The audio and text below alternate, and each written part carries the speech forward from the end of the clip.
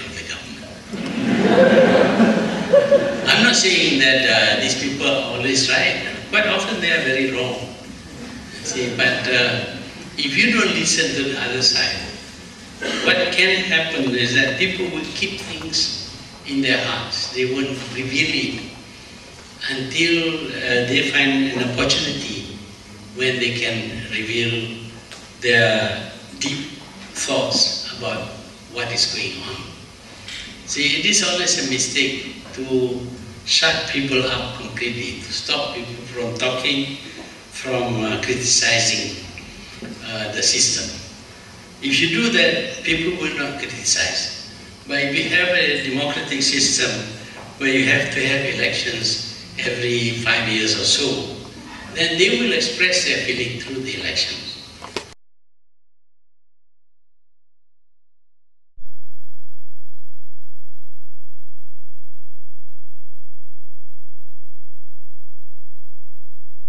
To opposition voices, I expose myself to the usual criticism that in your time you did this thing also.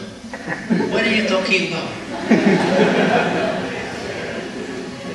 Well, this is a phenomenon which I've discovered in my many years as a politician. When you are labeled, you find it very difficult to live or to reject the labeling. You know, I have been labeled as anti-Chinese.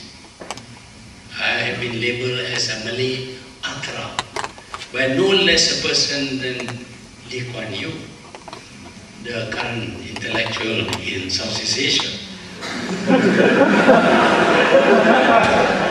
He's older than me, you know. He called me an ultra. After that, I found that if I said, I'm going to have a meal, oh, that's ultra. You can't say anything. It's all, the label is there, and you have to accept that anything you do will be considered as extreme. It's the same, of course, with this freedom of speech, freedom of the press. The Western papers have insisted that I don't allow for freedom of speech or freedom of the press. And after that, all the correspondents who write would make reference to this particular report, and they would then repeat that this former Prime Minister of Malaysia was a dictator who did not allow freedom of the press, freedom of speech, etc. And I asked them, have you done a study by yourself? He said, no, this is in the report. Of course, if it is in the report, it must be true. You know, the report cannot be wrong. Have you ever seen a newspaper report which is wrong? No, it's always right. It's God-given truth. So, I had occasion to participate in Hard Talk recently. And he said the same thing, but it is there in the paper that he had. But he didn't do any actual research to find out whether what he says has any basis or not. You see, but what I did, which the press didn't like, did not get reported. During my time, it was possible for people to challenge me, to campaign against me. I didn't stop them. I very nearly lost to Ghazali and Busaida. But that is not freedom of speech or freedom of the press. Why is it not? Because you are a dictator. It doesn't conform with their ideas of a dictator. So a dictator must stop freedom of speech and freedom of press, irrespective of what the dictator does. You see, I was asked about being a dictator. I said, do you know any dictator who stepped down voluntarily? They scratched their head until it bled.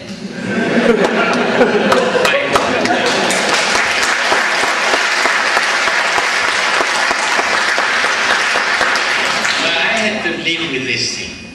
And this is a terrible thing to have, because it makes it very difficult for me to make honest criticism. When I say that today there is no freedom to speak, they say, but they don't say that it is true or not true, but they say, but in your time you didn't give people freedom to speak either. So I am not supposed to talk about these things. But being the kind of character that I am, I keep on talking about this thing. The fact is that today I am not allowed to speak. If I had come here before the 2008 elections, I don't think many people would attend this talk, because I was invited and they had to cancel the invitation for me to talk. In the country itself, in Malaysia, 14 invitations for me to give a talk to UMNO members was withdrawn on the advice of the police and the Chief Minister, Menteri Besar. This has never happened during my time, but I had to say this because nobody is going to say this for me. Tunku Brahman was free to write in the press against me, and in fact he supported Tunku Razali very much. When Tunku Razali challenged me, I didn't stop Tunku Brahman. I didn't confine him to any place. He was free, but still, if we talk about lack of freedom of the press, it is you, Dr. Mahathir. Don't talk about other people, your words. So this is a problem I find difficulty in overcoming. Whenever I talk about this thing, I am accused of being worse. But being a nuisance, I keep on saying this thing. Look at the records. I was told on Hard Talk that I detained hundreds of people.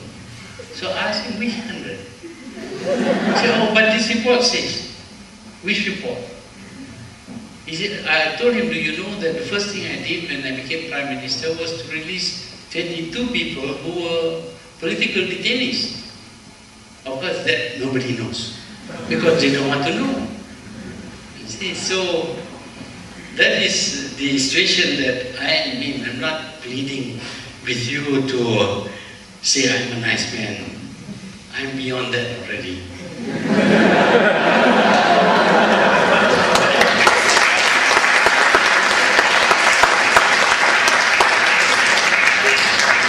My worry is that if you don't examine carefully the information that you receive and you take it for at surface value, I think we are going to say, well, this is the way of life of all prime ministers.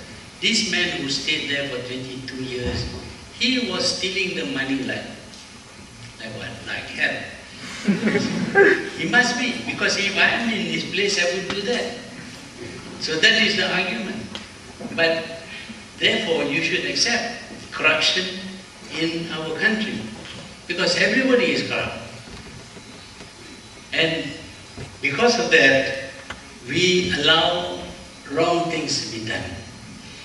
However, if we really believe in doing something that is good for the country, we believe in good value system, we will have to be brave enough to stick our neck out.